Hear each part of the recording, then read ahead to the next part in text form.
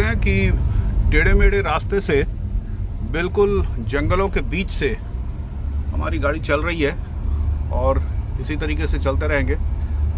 Let's proceed.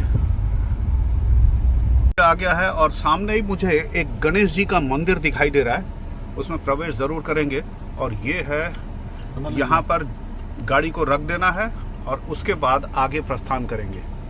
चलिए देखते हैं। इससे पहले ये इस तरीके से ट्रस्ट ऑफिस और दर्शनार्थियों के बैठने के लिए, विश्राम के लिए ये जगह है और पानी का सुविधा है। यहाँ कार्यालय है ट्रस्ट ऑफिस का और यहाँ पर मैं देख रहा हूँ कि मोबाइल से गणेश मंदिर का वीडियो नहीं ले सकते हैं या मोबाइल फ़ोटोग्राफी नहीं हो सकता।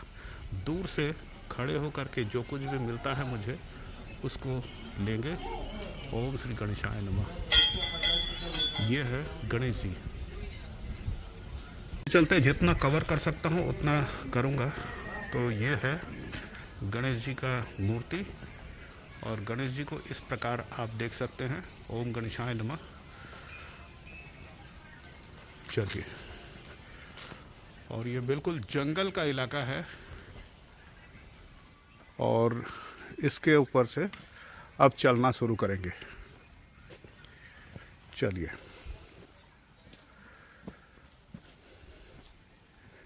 यहाँ कई तरह के साधु बाबा बैठे हुए हैं और दूर देख सकते हैं ये कंप्लीट, ये पूरा इलाका जंगल है और इसमें से हमें चलना पड़ेगा।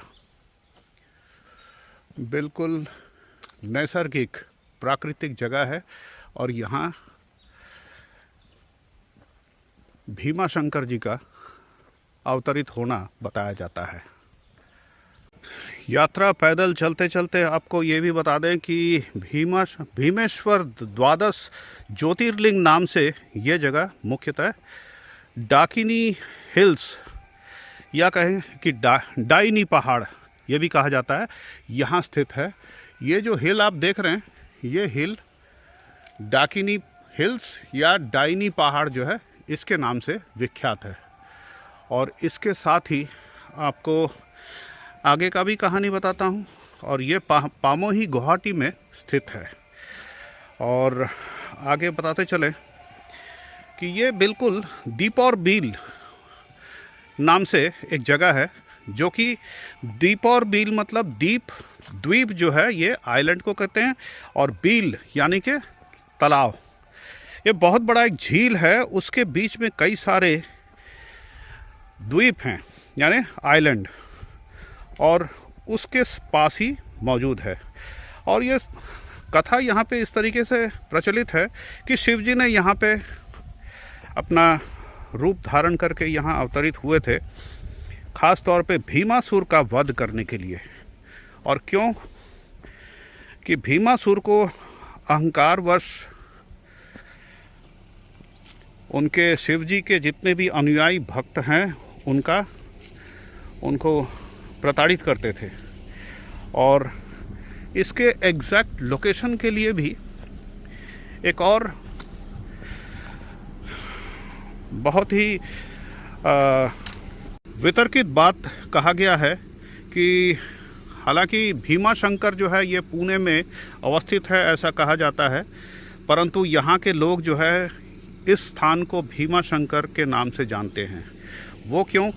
क्योंकि कोटि रुद्र संहिता के अनुसार और शिव पुराण में इसकी व्याख्या की गई है, जिसके अंदर भीमा शंकर ज्योतिर्लिंग जो है डाकिनी पहाड़ में अवस्थित है, यह भी बताया गया है।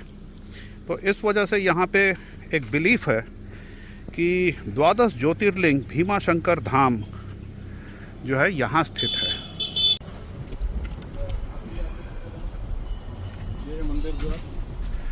और यहाँ पर एक और चीज़ बता दें कि ये जो है एक एलिफेंट सेंचुरी भी बताया जाता है और इसको एक बटरफ्लाई सेंचुरी भी बताया जाता है। और हम आ गए हैं मंदिर के द्वार। हालांकि ज्योतिर्लिंग को लेकर के कोई तर्क वितर्क नहीं होना चाहिए। जितने भी सनातन धर्म के अनुयायी हैं वो इसके ऊपर विवाद न करें कि उनके पास है या यहाँ पर है, परंतु धार्मिक स्थल है, शिवजी का स्थल है, ये ज़्यादा मुख्यतः इम्पोर्टेंट है। तो ये है उसका मुख्य द्वार। यहाँ ये मैं देख पा रहा हूँ कि एक आकृति बना गया है। This sculpture looks like as if Sagittarius का जो धनु राशि का जो चिन्ह है उस तरीके का है। क्या है नहीं मालूम, लेकिन हाथ में लाठी है तो प्रहरी ज़रूर लगते हैं। यहाँ पर मैं एक बोर्ड देख रहा हूँ और ये बोर्ड जो है पूरा कथा यहाँ पे बताएगा और इसमें जो है वाद विवाद या वितर्क या तर्क करने का कोई गुंजाइश नहीं बचता। जो कि यहाँ पे बताया जाता है कि शिव पुराण में इसका जिक्र किया गया है और शिव से कामरूप में उन्होंने प्रार्थना किया था और उसके बाद यह श्लोक भी लिखा गया है जो शिव पुराण ज्ञान संहिता यहाँ पर इस अध्याय में यहाँ पे दिखाया गया है। भवन्तुश्च तदा दृष्टा कल्याणम संभविष्यति भीमशंकर नामा त्वं भवितान सर्वसाधकः इत्यतेत प्रार्थित शंभुस्त्रैव स्थित वांस्तदा। तो ये श्लोक जो है ये बताता है, ये इस प्रकार से यहाँ का जो महिमा है उसको। और आगे भीमाशंकर का दर्शन भी करेंगे। कुछ इस प्रकार चित्र भी बनाया गया है और ये जो है मानचित्र के जरिए हम आगे बढ़ेंगे जंगल के रास्ते। बिल्कुल जंगल है, यहाँ पे कोई आधुनिक सुविधा नहीं है। प्रवेश द्वार से घुसते हुए यहाँ पे कथा सुनाते हुए चलेंगे। वो इस प्रकार है कि शिव पुराण में उल्लेख किया गया है कि कुंभकर्ण जो कि लंकापति रावण के भ्राता वो थे, उनको प्रेम हो गया था करकटी के साथ। और करकटी कौन थे? ये थे पाताल लोक के राजा। पाताल लोक के राजा कौन है? कुंभकर्ण। और कुंभकर्ण के बेटी के साथ इनका जो है विवाह हो गया, परंतु रावण को इसका अनुमति नहीं था। रावण को ये अच्छा नहीं लग रहा था, परंतु नारद के कहने पर उन्होंने करकटी के साथ कुंभकर्ण का विवाह करा दिया। और विवाह के पश्चात कुंभकर्ण को युद्ध में जाना पड़ा और इस युद्ध में कुंभकर्ण का मृत्यु हो गया। और कुंभकर्ण के मृत्यु के पश्चात करकटी को भीमासुर नाम का एक पुत्र का जन्म हुआ।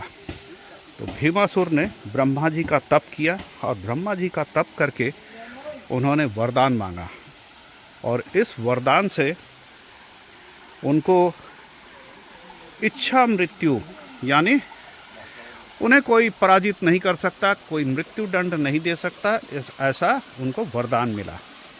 और इस वरदान को प्राप्त करने के बाद भीमासुर बहुत ज़्यादा क्रूर हो गया और उसके पश्चात भीमासुर ने आक्रमण कर उस जितने भी राज्य के राजा हैं उनको बंदी बना लिया।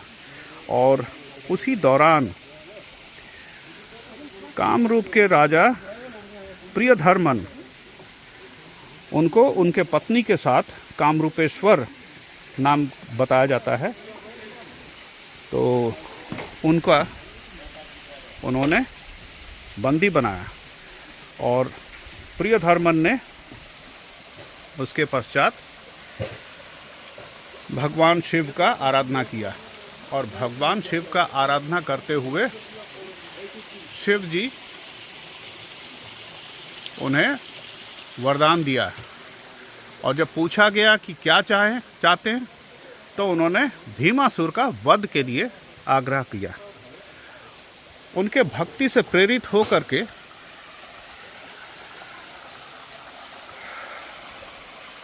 स्वयं नारायण उन्होंने युद्ध करने का प्रण लिया, परंतु नारायण ने, विष्णु जी ने भीमासुर के साथ युद्ध में हारने का स्वांग किया। हालांकि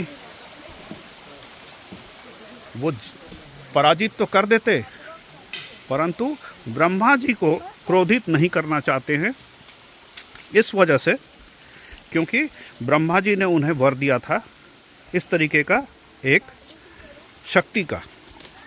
तो उस शक्ति को प्राप्त करके भीमासुर जो है आक्रमण करने लगा था और क्रूर हो गया था। और इसी के साथ ही स्वयं नारायण जब हार गए उनके साथ, भीमासुर और भी ज़्यादा अहंकारी हो गया। और इसके पश्चात जब राजा प्रियधर्मन और उनकी पत्नी उन्होंने शिवजी का आराधना किया, तो शिवजी स्वयं प्रकट हुए। और प्रकट हुए कहाँ पर? कामरूपेश्वर नाम का जो जगह है, जो कि कामरूप कहा जाता है, वहाँ पधारे शिवजी। और यही जगह है जो कि डाकिनी हिल्स नाम से जाना जाता है। और यहाँ पर शिवजी अवतरित हुए, भीमासुर का वध करके यहाँ पे प्रियधर्मन को अपना राज्य वापस दिया। और तब से यहाँ पे भीमा शंकर नाम से, भीमा जो है ये असुर का नाम है और शंकर शिवजी का नाम है जिन्होंने वध किया था। और उसके पश्चात यहाँ का नाम जो है भीमा शंकर पड़ गया। और इस स्थान को ज्योतिर्लिंग भी कहा जाता है। आइए आप लोगों को अब बताएंगे कि यहाँ पे दसम ज्योतिर्लिंग जो है वो किस प्रकार है। जो मैं दिखा रहा हूँ यहाँ पे छोटे छोटे शिवलिंग हैं, ये नहीं है। आपको फिर भी बताते चले, रास्ते में है इसलिए वीडियो ज़रूर बनाना ज़रूरी है, उचित है। तो यहाँ इस तरीके से देख सकते हैं कि ये त्रिशूल कितना बड़ा है। और ये इस प्रकार पूजा अर्चना भक्तों के द्वारा किया जाता है। और ये बिल्कुल जंगलों के बीचों बीच स्थित है। आसपास दूर दराज जहाँ देखेंगे वहीं जंगल है। और इस जंगल के बीचों बीच यहाँ पे बताते चलें कि यहाँ का जो वैशिष्ट है इस मंदिर का, मंदिर नहीं कहेंगे क्योंकि यहाँ कोई मंदिर नहीं है। शिवजी जो है बिल्कुल ओपन में बैठे हुए, और उनका दर्शन कराते हैं क्योंकि घंटी बजा दिया जाए। ओम नमः शिवाय, हर हर महादेव, हर हर महादेव। बांस से कार्य चालू है, यहाँ पर रास्ता बनाया जा रहा है भक्तों के लिए। और हम भी यहाँ पर पहुँच चुके हैं। इस प्रकार देख सकते हैं कि पहाड़ी रास्ता है, पहाड़ों के बीच से यहाँ झरने के बीच ये स्थित है इस प्रकार। और ये नदी जो है शिवजी को का अभिषेक करता है। और ये झरना जो है इस प्रकार। और यहाँ पर ये है भीमा शंकर, और ये भीमा शंकर इनको चढ़ाया जाता है। ओम नमः शिवाय, ओम नमः शिवाय, ओम नमः शिवाय। ये है भगवान का दर्शन कराएंगे। हाँ, भगवान का दर्शन कराएंगे। इधर को फूल पत्ता हटाएंगे तो शिवलिंग निकलेगा पूरा बड़ा। और यहाँ पे हमने पंडित जी से आग्रह किया है कि शिवलिंग का दर्शन कराएं। तो ये है भीमा शंकर, यहाँ पर हमें दर्शन मिलेगा। ये है ओम नमः शिवाय, जय शंभो, हर हर महादेव, हर हर महादेव। ये है भीमा शंकर, यहाँ पे शिवलिंग है, ये इस प्रकार से। ओम नमः शिवाय। और यहाँ देख सकते हैं किस आकार में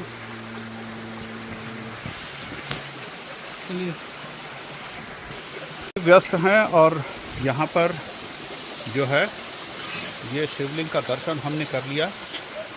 हर हर महादेव बोलिए, ओम नमः शिवाय, हरे हरा। तो ये है भीमा शंकर, जो कि जंगलों के बीच, पहाड़ों के बीच, झरने के बिल्कुल बीचों बीच सदैव यहाँ विराजमान है। और इस स्थान को द्वादश भीमा शंकर ज्योतिर्लिंग कहा जाता है। इस पे कोई विवाद न हो। सनातन धर्म शिव जी को मानते हैं, तो चाहे पुणे में हो या असम में हो, शिव जी इज़ ओमनी प्रेजेंट, सर्व जगह, सभी जगह मौजूद हैं। उनका आशीर्वाद हमारे ऊपर है। और चलिए आगे देखते हैं। पंडित जी से आग्रह करेंगे कि वो अगर हमें कथा सुनाते हैं तो काफ़ी जानकारी मिलेगा। ओम नमः शिवाय। ये शिला है जिसका पूजा होता है। और यहाँ शिव जी के मस्तक के ऊपर से यहाँ पर ये पानी अभिषेक करते हुए इस प्रकार ये यहाँ से नीचे बहता है और आगे चला जाएगा। बहुत सारा ऐसा गली का पास है। जो महिमा है उसके बारे में थोड़ा सा चर्चा करिए, थोड़ा बताएं हमको। इसका जो महिमा है ना, हाँ, इसमें जो ये 12 ज्योतिर्लिंग जो है ना, हाँ, ये 12 ज्योतिर्लिंग का है, एक ज्योतिर्लिंग है ये। अच्छा, 6 नंबर का ज्योतिर्लिंग है। अच्छा। जो दाकिनी पहाड़ है ना, दाकिनी पहाड़ में जो भीम नाम का जो एक असुर था ना, और रावण का भाई कुंभकर्ण का लड़का था। अच्छा। कुरकुति का लड़का था। जो उनको जो खानदान को तो ये राम ने मारा था ना, हाँ, तो उनको पृथ्वी लेने के लिए जो भीमासुर ने बर्मा से हजार वर्ष तपस्या करता पूज्य पर्वत में। अच्छा, ब्रह्मा जी से तपस्या करके वरदान मांगा। हाँ। वरदान मांगा।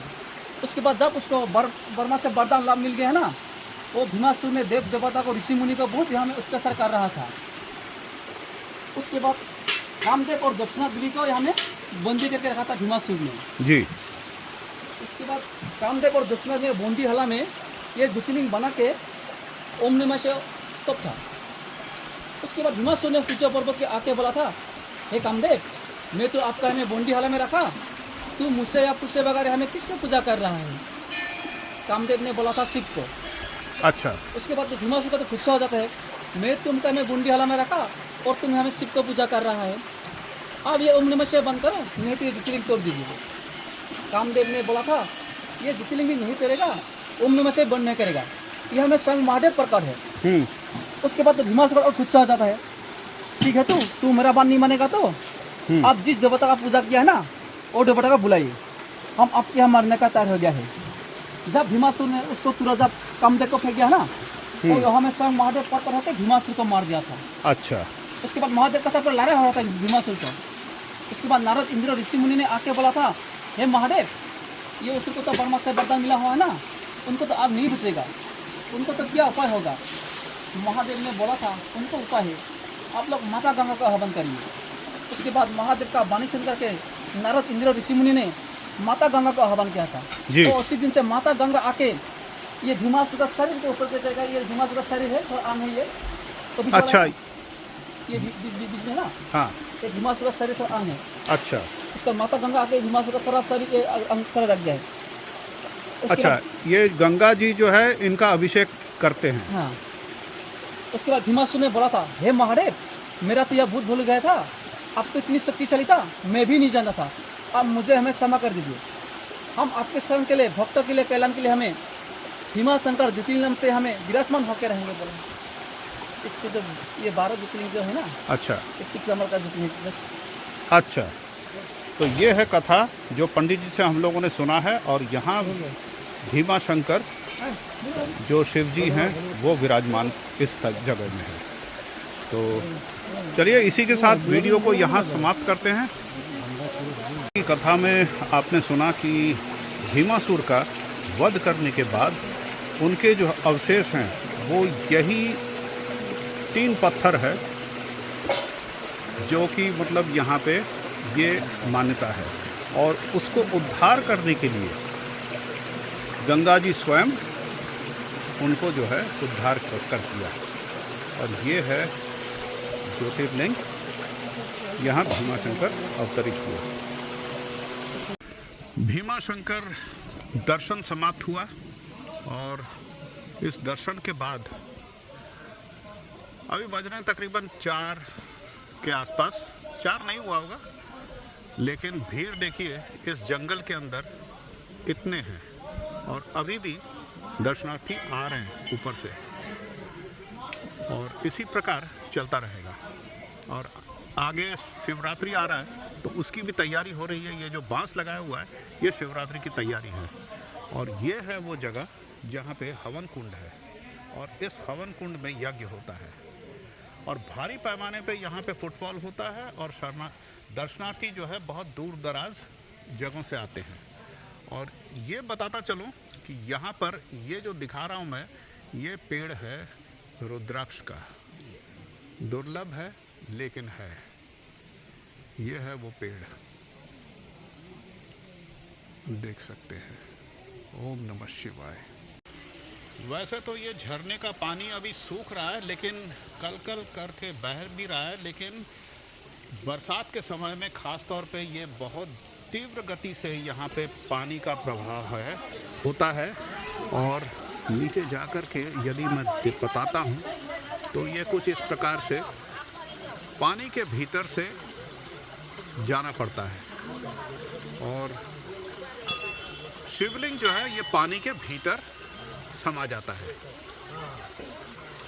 और कथा के मुताबिक गंगा जी जो है हर वक्त शिवलिंग के ऊपर अभिषेक करते रहते हैं। और जहाँ देखें वहीं बहुत ही दुर्लभ किस्म के पेड़ पौधे यहाँ मिल जाते हैं इस डाकिनी हिल्स में। ये है वो सीढ़ी जहाँ से हम आए थे, काफ़ी ऊंचा है और चलते जाना है। हम काफ़ी नीचे से अब आए हैं। ये इस प्रकार बांस के जंगलों के बीच बताया जाता है कि यहाँ पे हाथी जो है वो विचरते हैं। कई बार हाथी बिल्कुल मंदिर के पास आ जाते हैं। और इस जगह को बटरफ्लाई सेंचुरी भी कहा जा सकता है। ये प्रपोज्ड है। बहुत तरह तरह के विभिन्न प्राणी, विभिन्न बटरफ्लाइज जो है वो यहाँ पे मिलता है। दर्शन समाप्त हुआ और आप लोगों को भी मैंने भीमाशंकर का दर्शन कराया। यदि वीडियो पसंद आया है प्लीज़ लाइक कीजिएगा, कमेंट ज़रूर कीजिएगा, शेयर कीजिएगा और सब्सक्राइब करेंगे तो अच्छा लगेगा। हर हर Mahadev. Thank you so much for watching. Guys, please like, comment, share and subscribe. Keep watching my channel Beyond 61 और मैं अशोक बोस आपसे विदा लूँगा। Thank you so much.